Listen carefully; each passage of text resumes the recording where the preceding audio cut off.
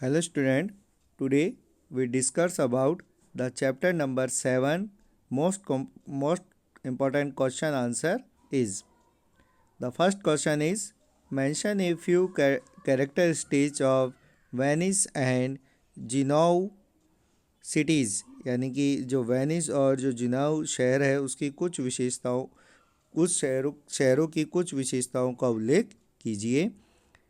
Answer is characteristics of Venice and Genoa cities यानी कि जो वेनिस और जिनाओ जो सिटी है उसके कुछ विशेषताएं इस तरीके से है।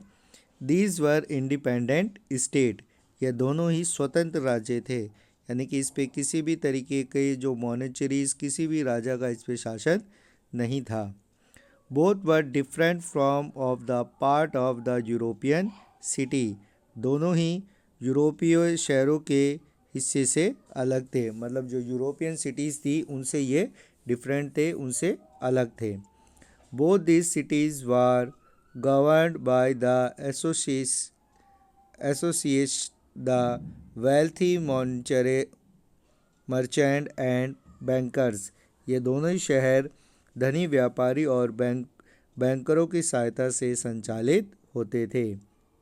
Ideas of citizen sprout of surface of this cities, इन नागरिकों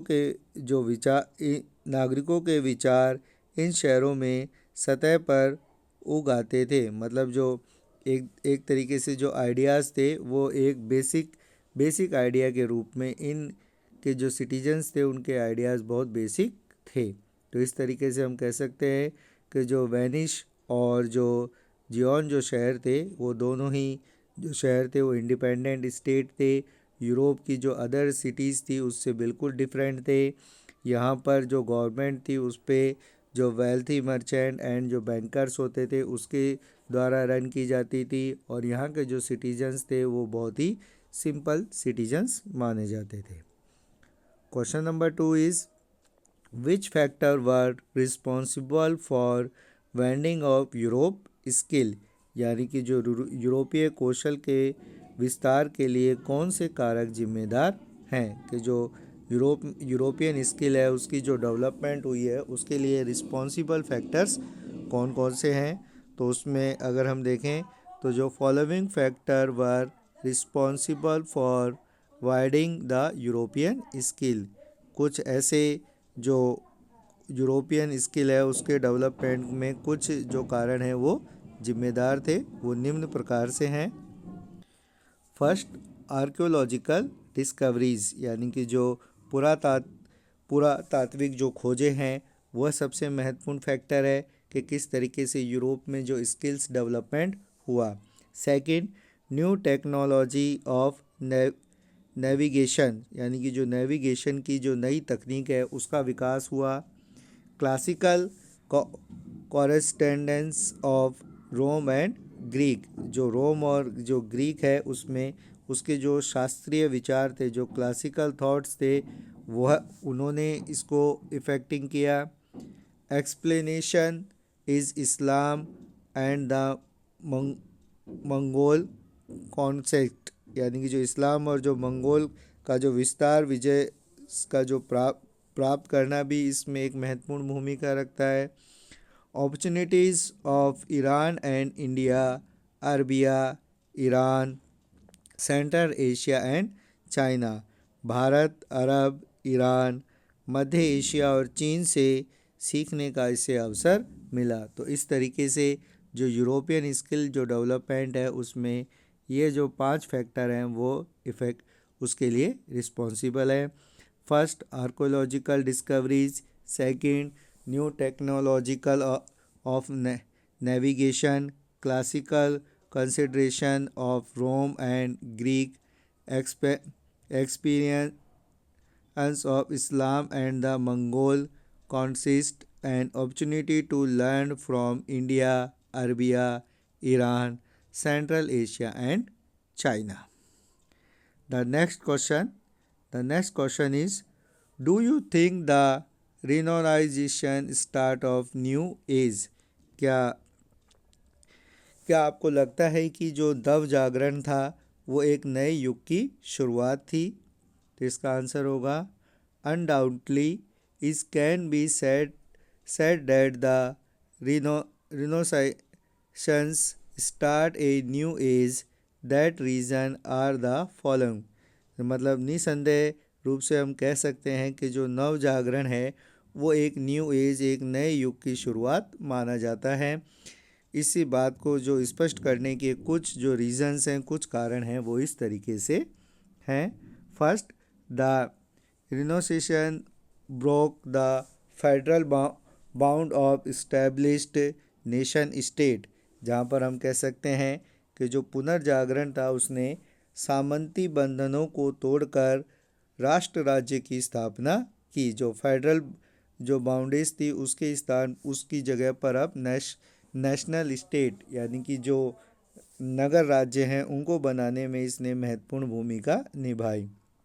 before the Renaissance period the church was the supreme authority. अगर हम देखें तो पुनर्जागरण काल से पहले जो चर्च होते थे उसे ही सारे अधिकार प्राप्त होते थे। People had complete faith in the authority of the church. जो लोग थे वो चर्च के अधिकारों पर पूरा विश्वास करते थे। But in the renaissance period rational thinking and logical thought were dominate.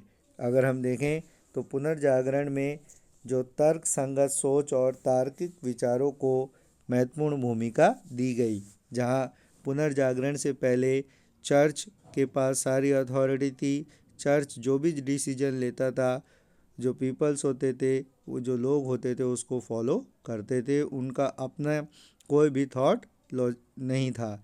But जैसे ही जो पुनर्जागरण आया तो लोगों ने सोचना प्रारंभ कर दिया। It brought about new ideology in art and literature.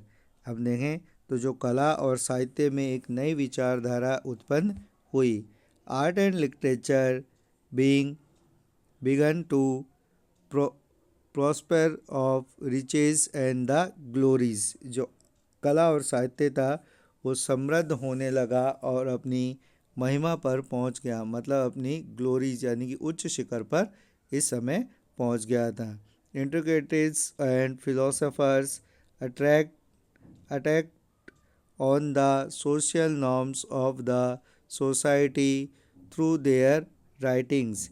यानी कि जो लेखक थे, बुद्धिजीवी और दार्शनिक जो थे, उन्होंने अपने लेखन के माध्यम से समाज के सामाजिक जो मापदंड थे उन पर हमला करना चालू कर दिया। इट मीन्स जो चर्च की जो सुप्रीम अथॉरिटी थी उसके खिलाफ उन्होंने लिखना प्रारंभ कर दिया। Many painters showed the evils of society through there painting. वहीं पर ही कहीं जो चित्रकार थे, जो पेंटर्स थे, उन्होंने अपने चित्रों के माध्यम से भी समाज की बुराइयों को दिखाया। तो इस तरीके से जो पुनर्जागरण का काल था उसे हम एक नए युग का काल भी कह सकते हैं, क्योंकि उसने जो फेडरल बाउंड्रीज थी उसको उसने तोड़ा। साथ ही साथ जो चर्च की जो सुप्रीम अथॉरिटी थी उसको ख़त्म करके और जो पीपल्स थे उनमें जो स्किल डेवलपमेंट और लॉजिकल थॉट को डेवलप किया। अपनी जो आर्ट और लिटरेचर इस काल में अपनी ग्लोरी यानी कि सर्वोच्च शिखर पे था। जितने भी जो फिलोसोफर्स थे उन्होंने अपनी राइटिंग के थ्रू जो सोसाइटी पर जो चर्च की फाउंडेशंस थी उसको रिलीज़ किया। जो पेंटर्स थे उन्होंने ऐसी पिक्चर्स से डेवलप की, पिक्चर के माध्यम से जो सोसाइटी की जो इवल्स थी यानी कि जो सामाजिक बुराइयां थी उनको दर्शाना प्रारंभ कर दिया।